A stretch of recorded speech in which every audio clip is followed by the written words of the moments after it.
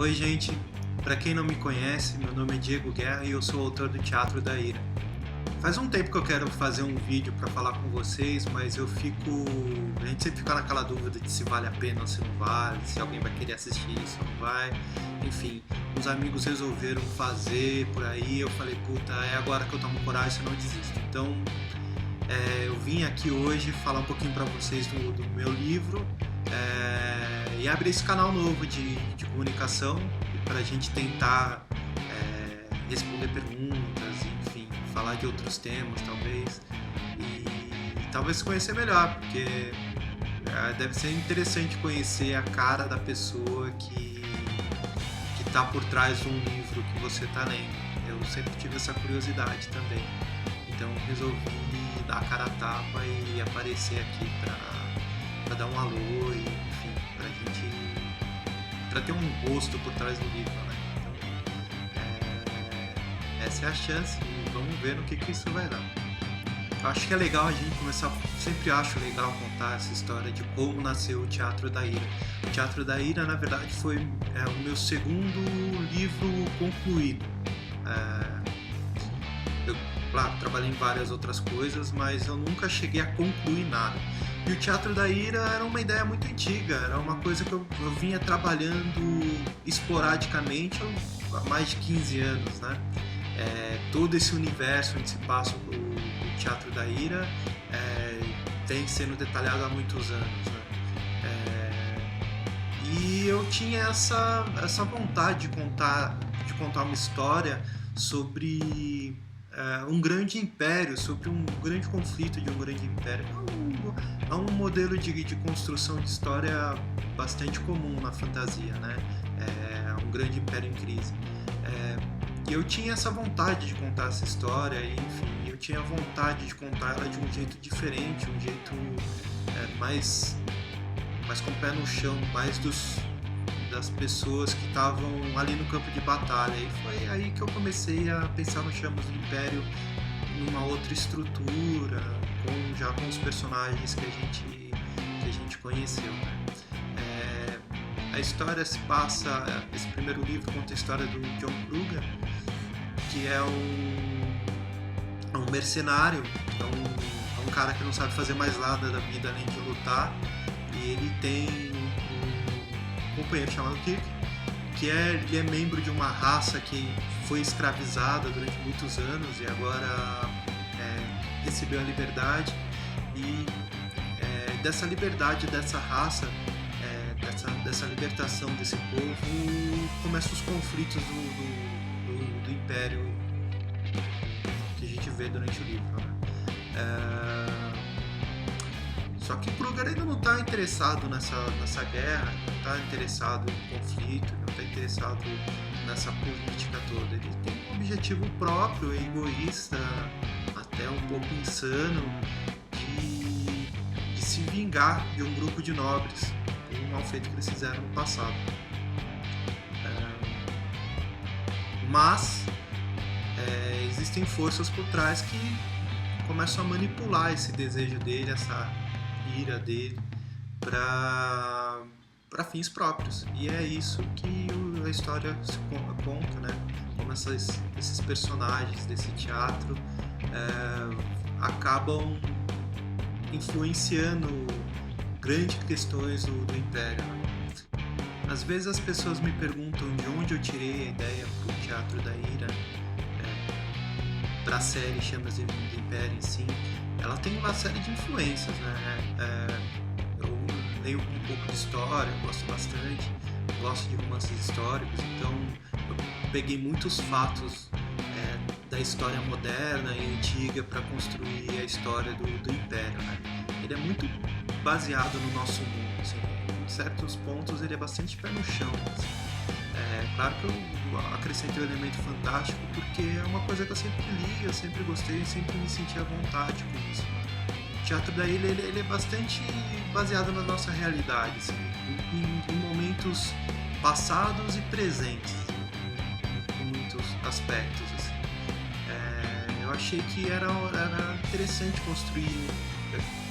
transportar uns problemas atuais para um mundo fantástico, e alcançar um público que talvez não seja muito ligado, não se questione muito sobre o que vem acontecendo no mundo, né? Então eu sempre tenho essa mistura no Teatro da Ira e eu acho isso super bacana. É uma das coisas que eu mais gosto, na verdade. Apesar de estar construindo Chamas do Império há muitos anos, né, eu sempre tive esse problema de reescrever e de adiar as coisas. Então, não sei se as coisas acontecem num tempo certo, não sei se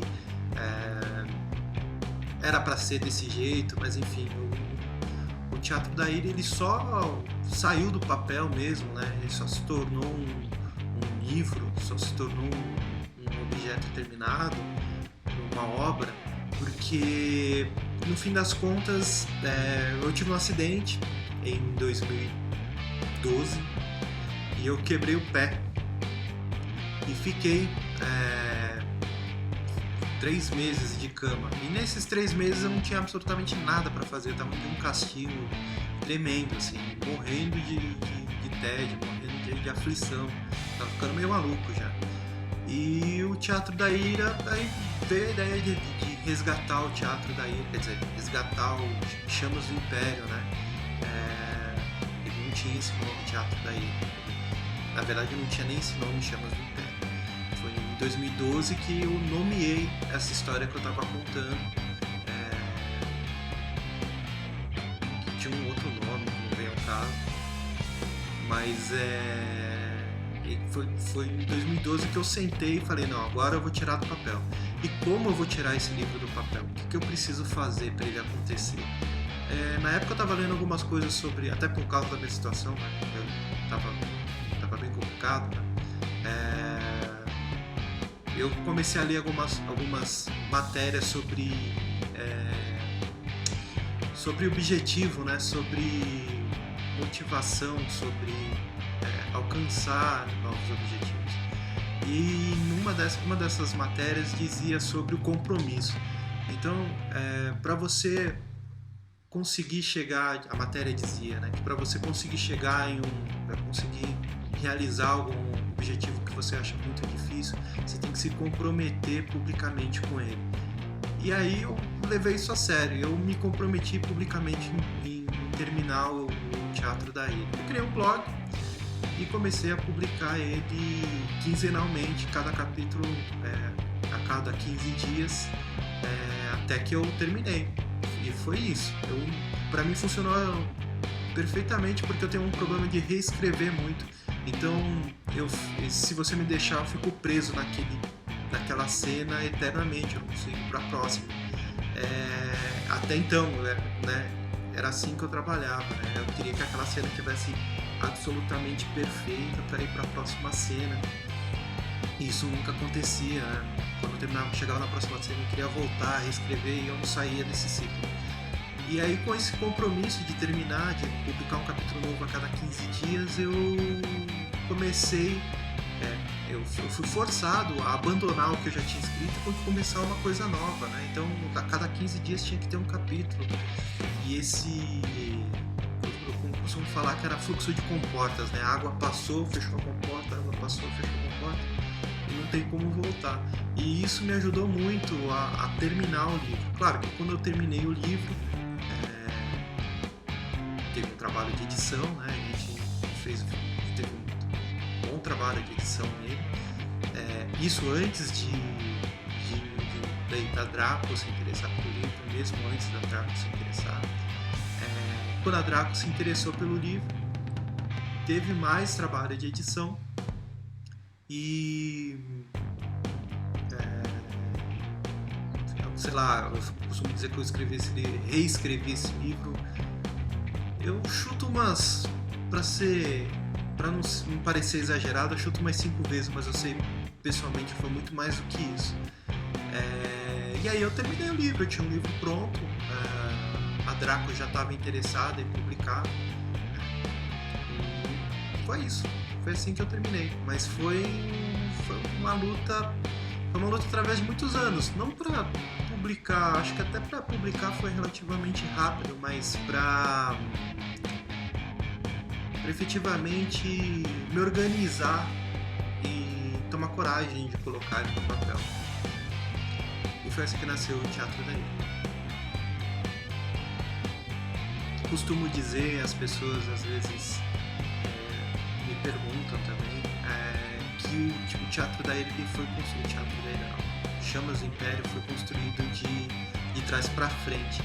Eu comecei a contar uma história, ele nasceu de uma história que na verdade se passa 200 anos depois dessa história que eu estou contando agora, e que um dos personagens comentava a respeito do Império de Cálice. E por causa desse diálogo que existe nessa história, que provavelmente eu nunca vou publicar, eu comecei a pensar no Chamas do Império e no Teatro da Ira. Então eu tenho muito claro o fim da história, eu sei como ela vai terminar, e eu comecei a construir como ela começou. Por isso que eu digo que ela foi construída de trás para frente.